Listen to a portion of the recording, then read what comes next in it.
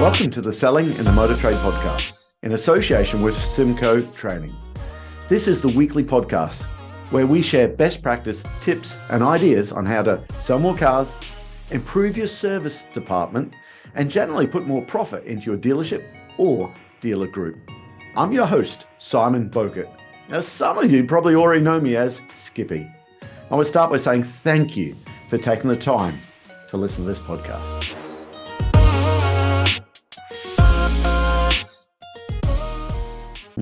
Do you have an issue stateside where people are keeping the car until the warranty period and then they're going to the independents? Again, without being flippant, sometimes we'd call them the Freds in the sheds over here. Right. Is there an issue? Is there an issue with that there where it's hard to retain that customer after warranty period? I was just thinking the vehicle park there, as we would call it in the UK, going out to 13 years, it's getting an old fleet. That is old. Is that something that you have to work hard to attract the they're losing customers over here at the dealerships right and left. I mean, the national average for customer retention is only 28%. And here's what's crazy about it. They're not even waiting until the warranty runs out to leave. Most customers, they're finding that customers over here are leaving after 3 or 4 visits. Now, I believe I know why. And because not only do we work with car dealerships over here in service, we work in the non-car dealerships, the Freds and the sheds, I guess is what you sure.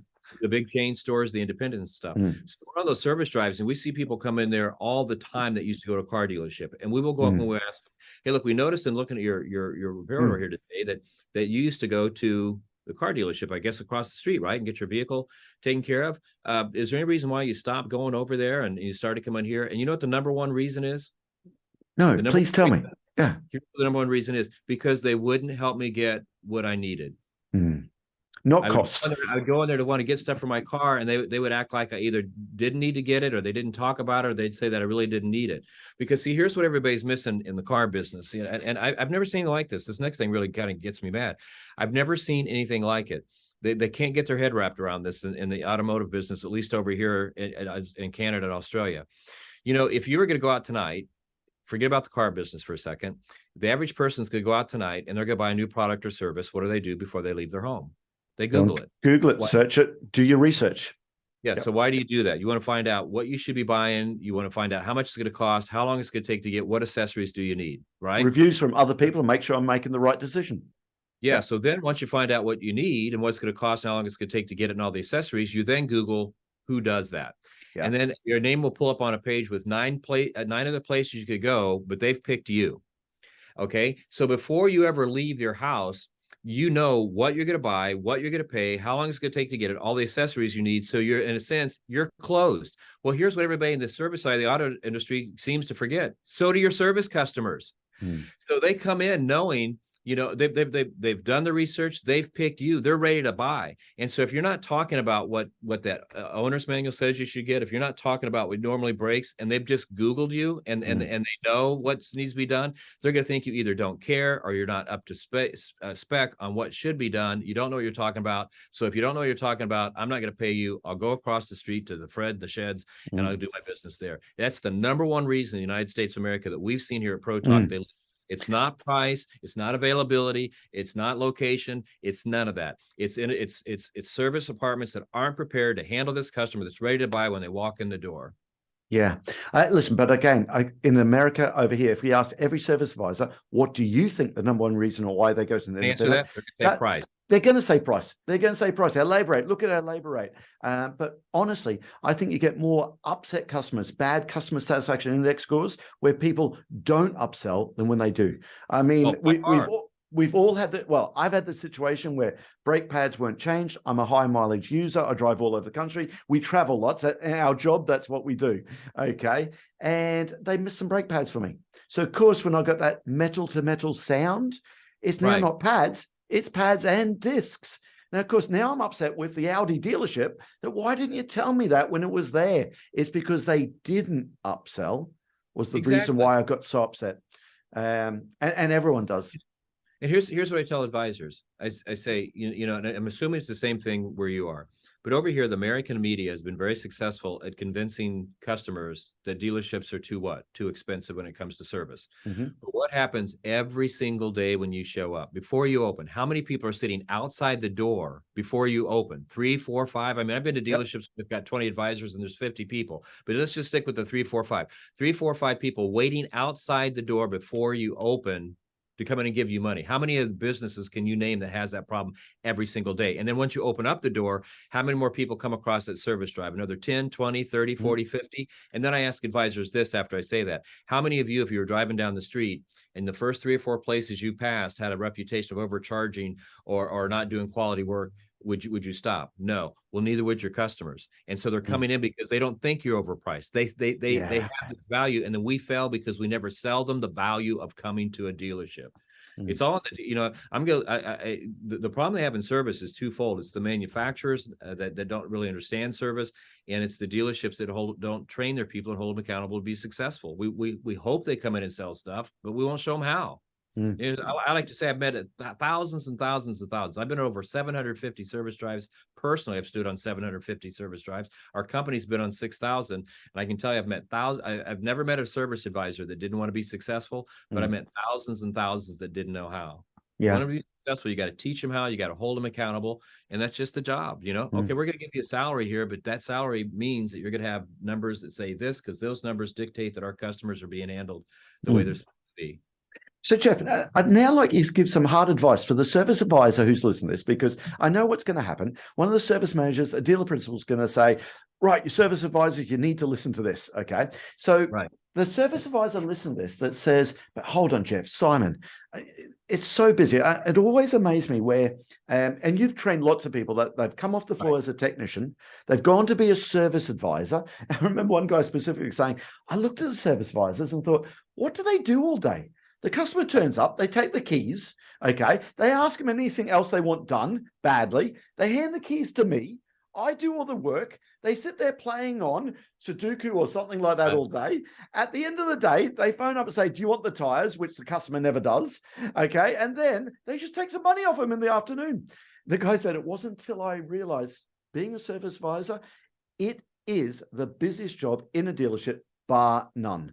It is you've done it, I've done it. It is the busiest job. What advice do you have for someone that's struggling with time management and how do I get this all done? One of the bits I would love you to explain is you talked about a group of tickets, and a great service advisor will go and get a group of tickets and do it one. Could you share with us some of that time-saving advice that you talked about? Sure. Two things. First, I want to tell you this. One of the things that we do, because we do a lot of in-store training, okay? So one of the things that we do when we go to a dealership, the first thing Monday morning, before we talk about any of our process, is we'll time the advisors on an average, on their drive with their customers using their own system, their own words, the whole thing. How long does it take to ride a customer up? And the average is 7.5 minutes. After we've been there all week, 5 days later on Friday, now we've installed our process. They are walking around cars. They're using the word tracks. They're doing it the way that they're supposed to be doing it. We'll time the same advisors on the same drive, same customer base, average ride up 7.5 minutes. So it takes no longer to ride a customer up the right way than it does the wrong way. And people say, well, no, wait a minute. We weren't walking around cars, which takes a couple of minutes. We weren't saying these words you were saying, which take a couple of minutes. How do you add that in? It doesn't add in more time. Because here's the thing. If you don't have a process and you just try to rush the customer through, the customer is going to slow you down because they're going to ask you questions because they need the information.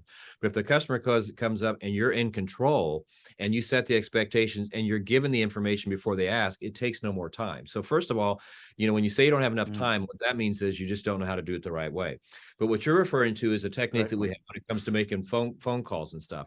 What I find is, and I found this hard for myself, is if I was, writing up a customer and then a tech came up with a ticket and then I had to call a customer, and then in between that telephone call, there was the phones were ringing. And so I had all that stuff going on. It was very, very hard to stay focused on the telephone because I've got another phone ringing. I've got a technician coming over here. I've got a customer this way, whatever. So a technique that I did, and we show people how to do is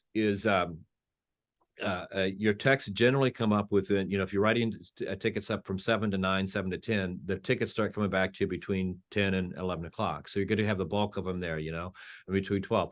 And so take groups of 5 tickets. and just tell your manager to tell whoever, and it could be 5 tickets, it can be 10 tickets, however many you have. And just tell your manager, hey, look, I'm going to go over here in the office. I'm going to shut myself up for the next 20 minutes because I've got these 7 customers to call. And I'm going to explain to them what's going on with their vehicle and get the, and sell the work. And so then when you go in there, you get in that mode instead of jumping around from calling somebody and then helping somebody, calling somebody, talking to tech. You get in that mindset where I'm going to call customer after customer after customer. I'm benefits, 6-step presentation, benefit based, feature advantage, benefit, ask for the money, handle the objection. You get in that mindset, and it's just much easier. And the calls go like that. It's like anything else. Once you get in that groove and you start moving forward, it's hard to slow that down, and you'll be more successful. You're in that frame of mind. You're not jumping around. I get that from the service advisor. Do you get resistance from the service manager saying, but hold on, when the car's on the ramp, we want the actual call, the upsell call, or the vehicle health check? You're familiar with the electronic vehicle health checks. Right. Surely they want to do that when the car's on the ramp, because if the car's off the ramp, they have to get the tech back to get it in there. Do you get resistance from the service manager saying, but my efficiency is going out the window if my advisor does that? Well, it is and it isn't. I mean, if you got 7 tickets, so the average one, average phone calls could be about 3 minutes. That's 21 minutes. 7 tickets means 7 texts. The cars are all still sitting on the rack. So no, we don't get a lot. We don't get a lot of that. Yeah. So you're not saying hold it off till the afternoon. It's like still on the ramp. Okay.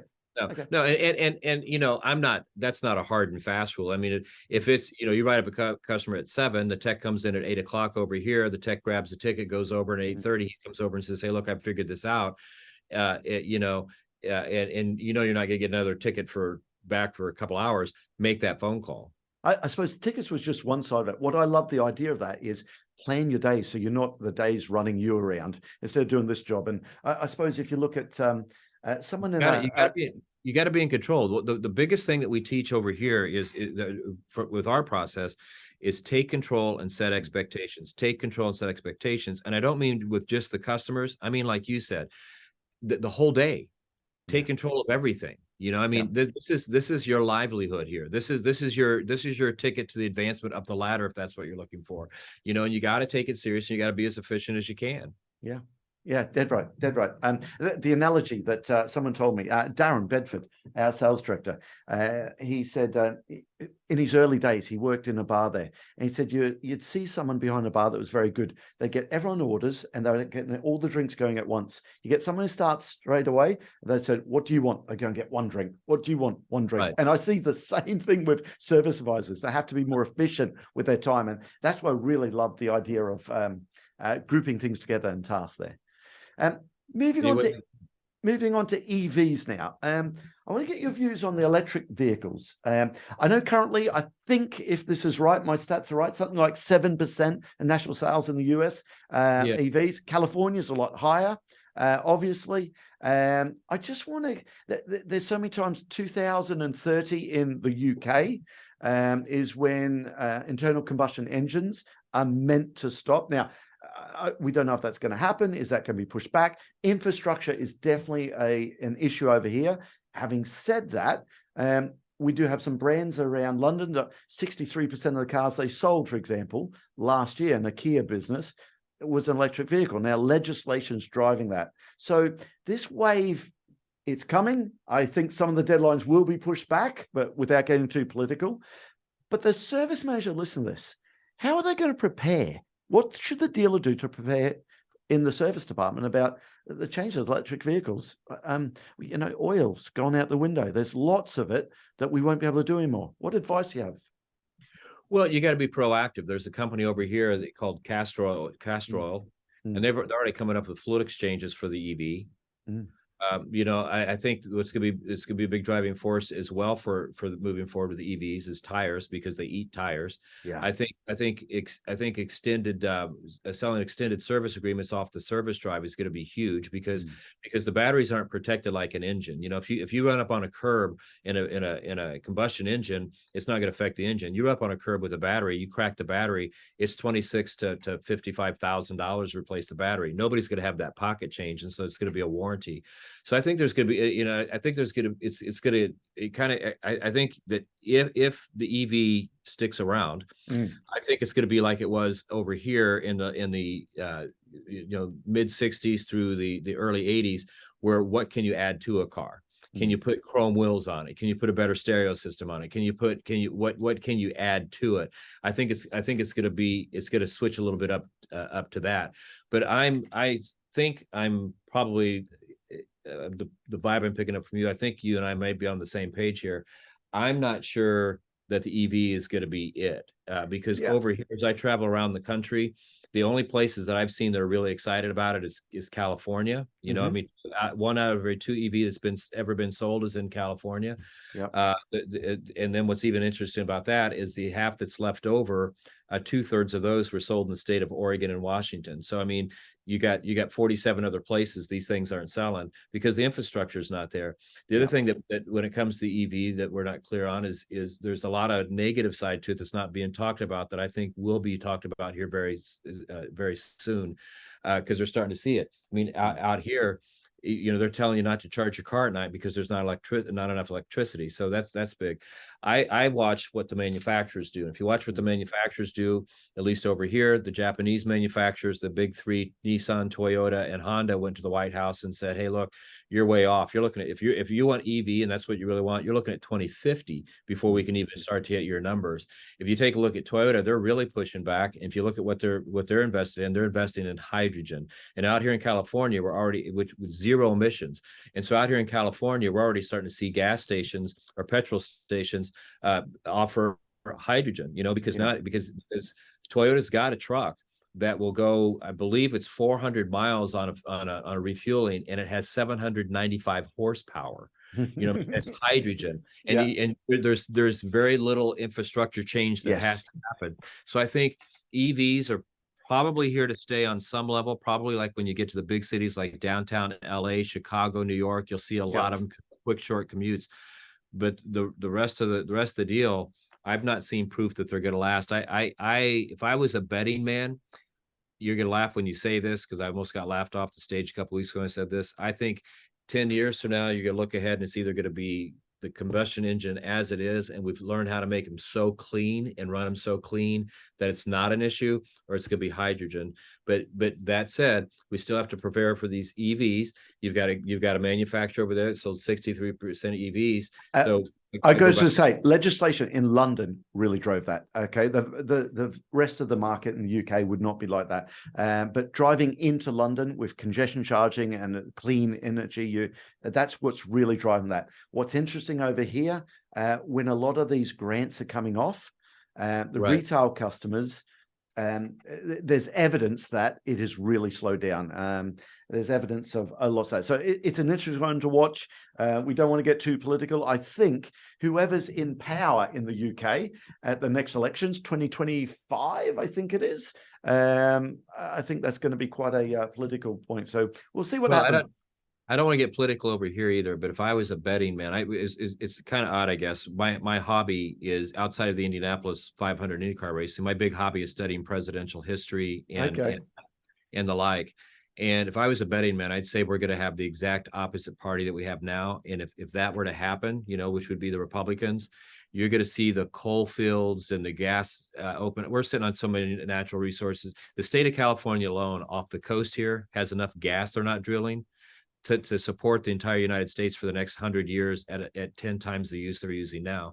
So you get these conservatives back in, you're going to see a big shift in all of that. And I don't think it's going to kill the EV, but I don't think I think the timelines will be pushed way back because it's costing us too much money. I mean, I don't want to get political over there, but it's costing the average family too much money to go down this road. We're not ready for it. I'm not saying it's not the right solution. It's too fast. And you just got to look around. I mean, I come from very humble backgrounds, and an extra $20 a week to fuel your car, whether you're doing it with electric or not, that's your pizza money, that's your moving up money. And when you start talking about powering up an electric car, I mean, the price of them over here, people can't afford them, and all they're doing out here in California, we're the prime thing for it. My electric bill last year was $50 in a 4,000 square foot house. This year, 1 year later, 12 months later, no more use, $500. Yeah, that's a global thing everywhere, and everyone's feeling the same pinch. And that's where the retail customers on EVs over here, it is definitely been affected the amount of inquiries people had. Now, again, grants are coming off there, so definitely an interesting space there. It is, but either way, the dealer's got to get prepared for it. And I think what you have to do is right now it's stateside. The Fred sheds, they're taking the lead on this. They're already coming up with products for these people to buy and for these EVs, and you're going to lose them right out of the gate if you don't counteract that with some. And again, I think us dealers, if it's EV, I do believe hydrogen will be the future at some point. I understand, don't quote me on this, it's the transportation of hydrogen is the only stumbling block, but hey, they're going to sort that out there. But any which way, we need to make sure we maximize, because you're right, tire sales on EVs is still high. They still need lubrications. There's so much that we can still do there. So somebody along the way, that always happens, look back over the history, because again, I'm a history buff and I study all kinds of history. Somebody always figures out a way, okay, to offer something for vehicles that they can sell and service, so it might shift from the more of the maintenance to more of let's beautify it, let's make it unique. Because let's take a look at Tesla. If you've seen one over the last 10 years, you've seen the new one, you've seen this new one they're pulling off the thing. There's nothing different about them, so if I don't know about you, you can't tell, I got a little bit of an ego.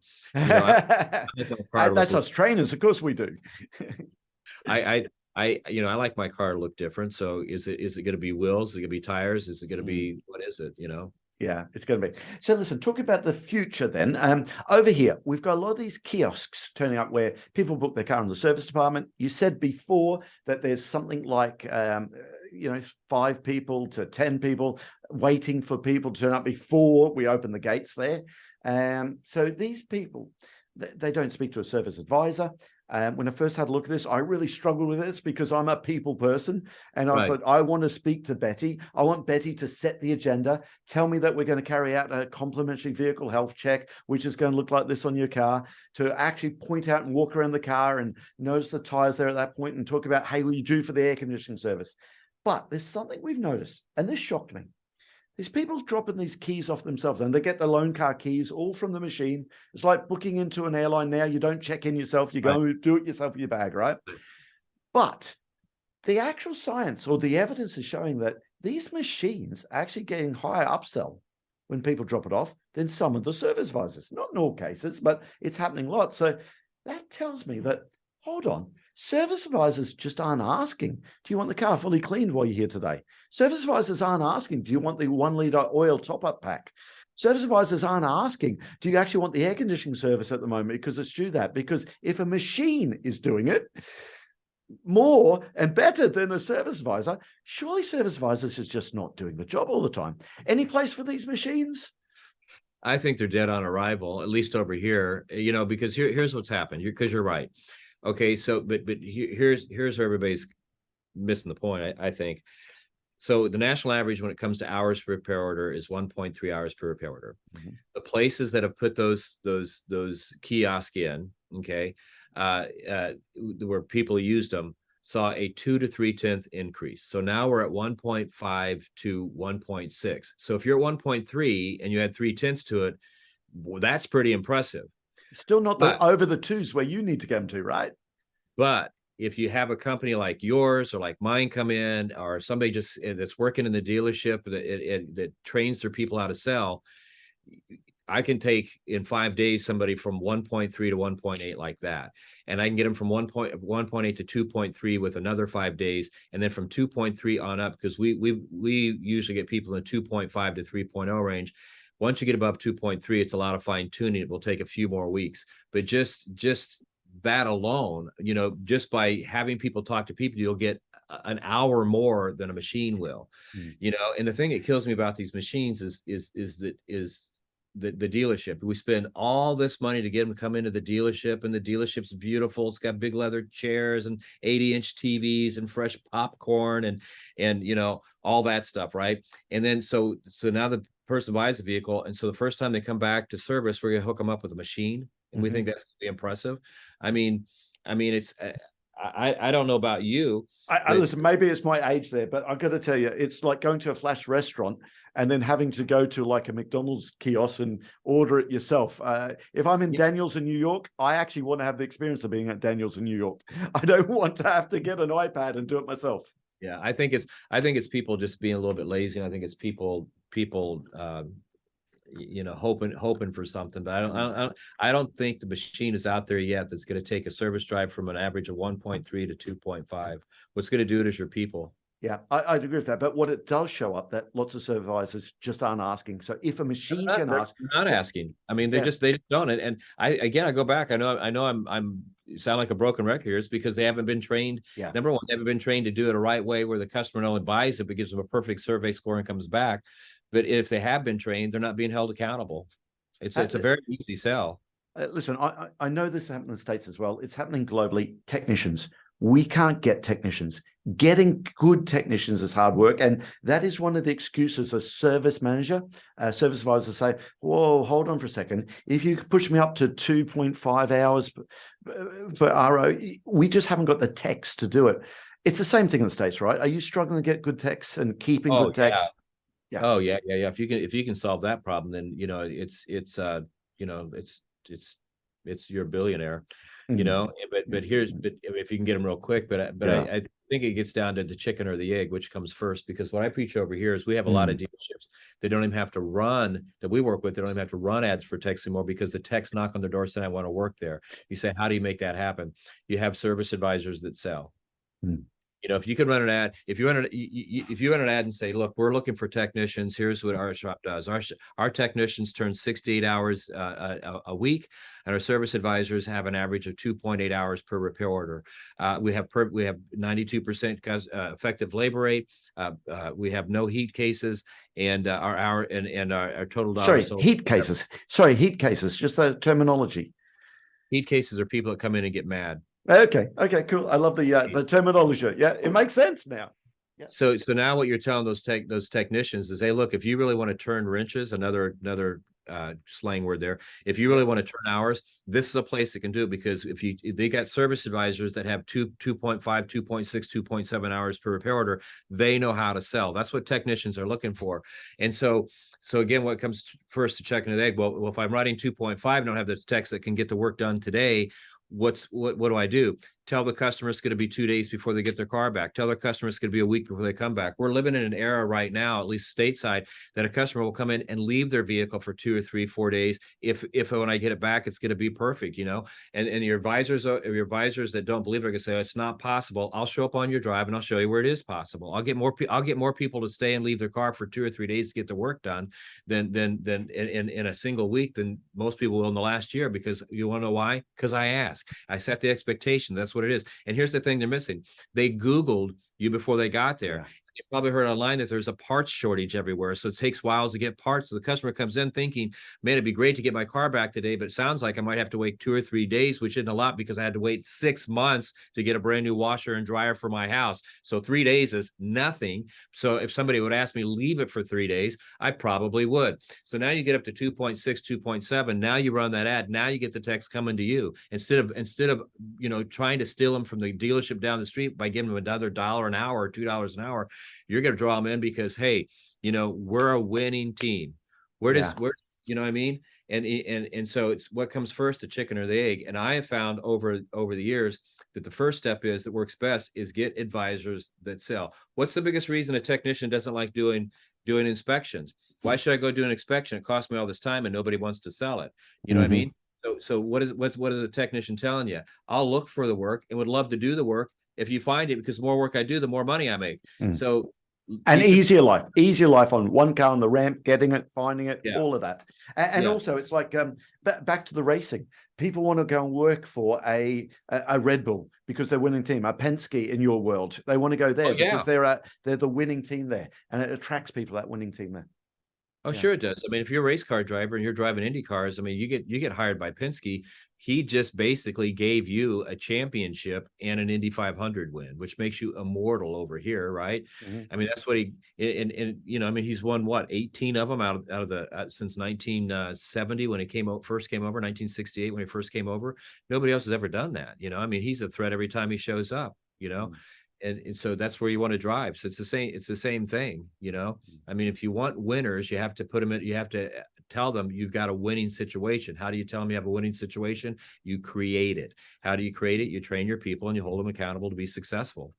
You know, and the salary thing shouldn't even be an issue. I mean, it's just like, this is what I'm paying you to. It's like, you know, I grew up. My dad was delivered whiskey for a living. That's what he did to bars and pubs and restaurants and all that stuff, right? And he was paid a salary to do it. But I can tell you this about my dad: he was given so many stops a day and so many stops a week. And here's how he kept his job: he did those stops, because the truck drivers that he worked with that didn't do those stops in a certain amount of time and whatnot, they didn't get to drive the truck. And so if they didn't get to drive the truck, then their kids weren't fed. And that's the way, if I'm going to work for salary over there, that's the way these advisors need to look at it. You know, we just proved to you that out of nowhere, we can have an international tragedy like COVID, and cuts are going to be made. And who are they going to cut first? It's never the top of the sales board. So if you do it for nothing, if you become the best for no other reason than job security, that's probably a pretty good reason, you know, because I don't know about you, but I approach it this way. When I was writing service, if somebody was willing to give me their car, one of the most valuable things in their life, and they're going to give it to me for 1 or 2 or 3 days, don't I owe it to them to be the best I can be? And don't I owe it to my family at home to be the best I can be, to say, I'm the best I can be, so you're secure? You don't have to worry about, you know, eating fish and chips, because they're going to be on the table because I'm the best and I'm going to supply them the rest of my life. That's the last thing you have to worry about, because my name's at the top of that board. I mean, can you imagine going home every night, your kid looks at you and says, hey, are we going to eat tonight? Well, I don't know. Out of the 4 advisors, I was number 5, so I'm hoping I just get to keep my job. I mean, what kind of life is that? I mean, how, you know what I mean? Don't get me wrong. There's lots of opportunity for advisors to earn. It's just there's different groups over here, different philosophies, different ways they can do it. So, but I agree with you. You got to do the best you possibly can. And also, it's the grandma rule. I just love the grandma rule. If your grandmother was buying that car, would you insist that work was done to the car before she bought it? If it's a yes, you got a right to offer this to the people. You've absolutely got that right. So listen, tell me a bit about your company. What a typical working week for you? What do you do at your business?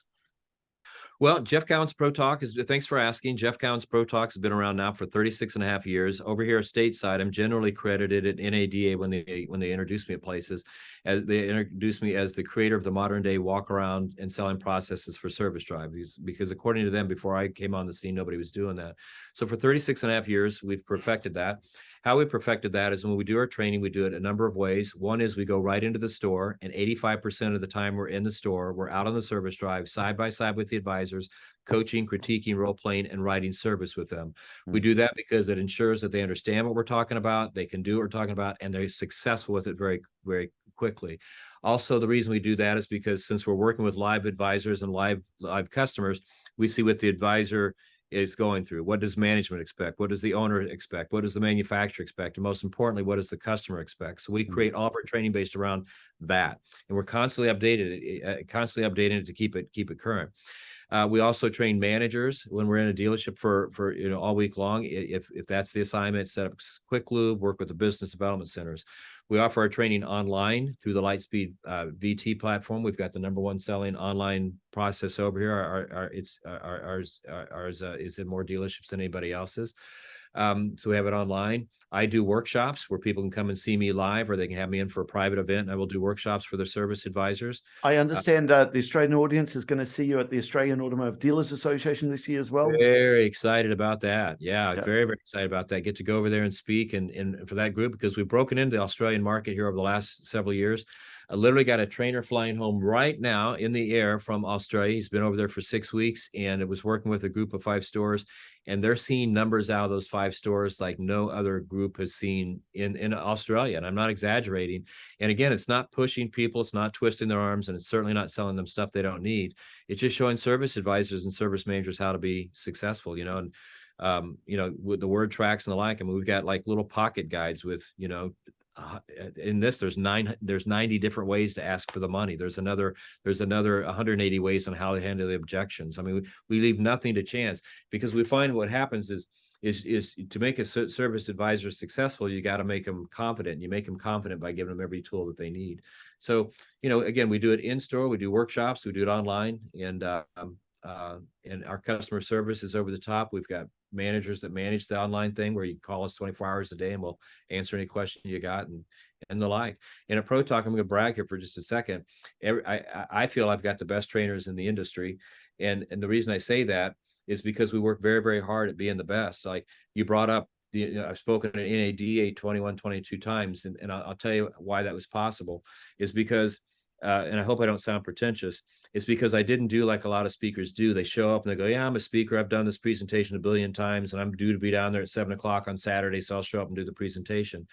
I'll go in the day before and practice that presentation 6, 7, 8 times in a hotel room. I'll record it, listen to it back. I make all the mistakes and get all the gaffes out of it. So when I step on the stage at 7, I'm ready to go, and that's the way our trainers do too. I mean, our trainers, before they go into a dealership, they're taking a look at the stats. They're looking at the numbers for the last year. They're looking at if they're on our virtual training, who knows what, who doesn't know what. So when they show up that first day, they've got all that information. They're not spending 3 or 4 days digging around trying to figure out what's wrong. We know what the concerns are and we know how to fix them before we get there. And so we just take it very serious because, like I said a second ago, when I wrote service, I felt I owed it to the customer, if they were going to give me a car, to be the best service advisor I could be. And that's the way we run Pro Talk. If we're going to train somebody, we think we owe it to our audience to be the best we can be when we step in front of them. If they're going to give us their time and their resources, we need to be the absolute best we can be, and we work very hard at it. Well, Jeff, I really appreciate it. It's been a great conversation. How do people get hold of you? What's the easiest way? Well, there's 2 ways. We've got an 800 number, 1-800-248-2931, 1-800-248-2931.